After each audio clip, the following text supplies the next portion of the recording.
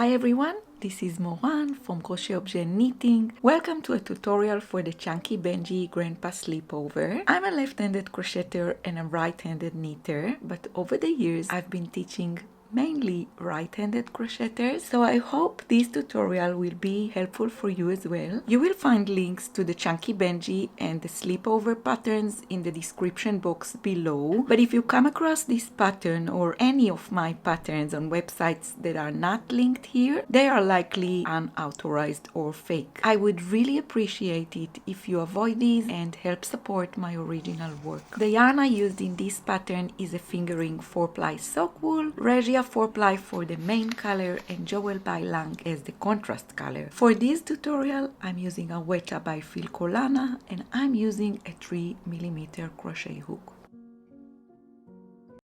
In this tutorial, I will show you how I start crocheting the first side of the shoulder and v-neck, and then I will show you how I start crocheting the next side of the shoulder and v-neck.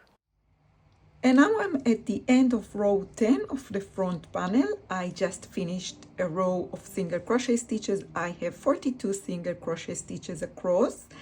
And now I'm ready to start working the shoulders and shape shoulders and v-neck. And I will do it separately. So first I will turn and start working the first side, the first shoulder and v-neck.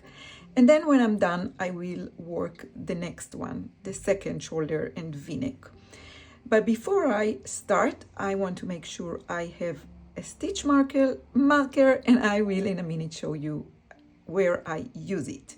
So let's start working on the first shoulder. We will not cut the yarn. To start working the first shoulder, we will not cut the yarn. We will continue working with the same running yarn. And first I want to turn. And now the right side is facing me. Now at this point I am on a double crochet stitch row. So I want to start with a starting double crochet. So the first single crochet in the first stitch and then the next single crochet on top of it using this leg as I showed you previously. And next on this row is a decrease, so it's a double DC2 together, 2 double crochet stitches together in the next 2 stitches. So yarn over, go into the next stitch, yarn over, go back, yarn over, go through 2 loops on the hook, and now I will start the next double crochet, yarn over, go through 2, and now I have 3 loops on my hook, yarn over, go through all the 3 loops on my hook. And this was a decrease, 2 double crochet stitches together, DC2 together. Next I will double crochet in the next 15 stitches. So I have 15 double crochet stitches made, and now I want to make another decrease, another DC2 tog. And next I want to make a double crochet in the next stitch, and this is it. This is the end of the first row, row number 1 on the first shoulder. But before I turn and move on to make crochet the second row, I want to place a removable stitch marker into the next stitch. So not into the one I just made the last DC to, but to the one next to it. So I place a removable stitch marker into the next stitch, and this marks the place where I will start the second shoulder. But now I'm ready to turn and start working the next row of the shoulder, and and I'm going to start with a starting single crochet. So I turn and right away insert my hook into the first stitch to make the first single crochet, and then a single crochet in each stitch across. I have 19 stitches in total when I finish row number 1 on the first shoulder. I will go ahead, crochet the first shoulder, and I will meet you back here to show you how I start the second shoulder.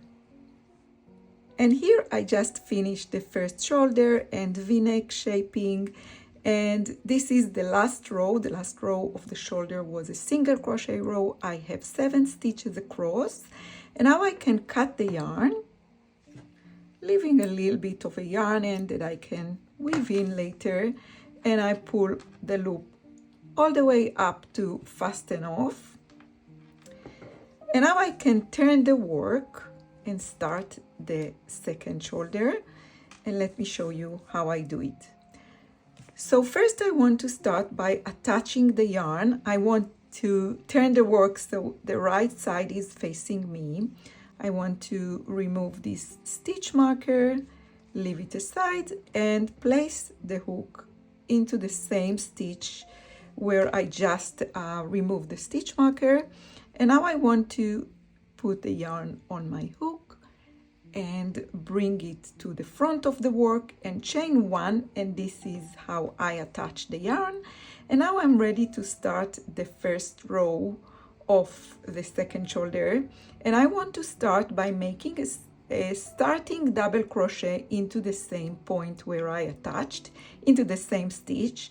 So inserting my hook into the same stitch and make a single crochet and another single crochet on top of it to finish the starting double crochet. And now before I move on to make the other stitches of the first row, I want to put the removable marker right back into the same stitch. So at the base of the starting double crochet where I just attached the yarn, the same place where this marker was placed before we started this shoulder, and this will help me later on when I come to frame the front panel, the V shape of the front panel. Next, I want to make do these two together into the next 2 stitches, and then make a DC into each of the next 15 stitches.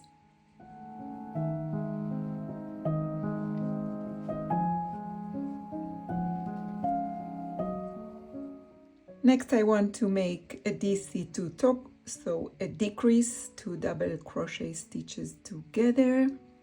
And I want to finish the row with a double crochet stitch on the last stitch on this row. And this is the first row made on the second shoulder, and I have 19 stitches across.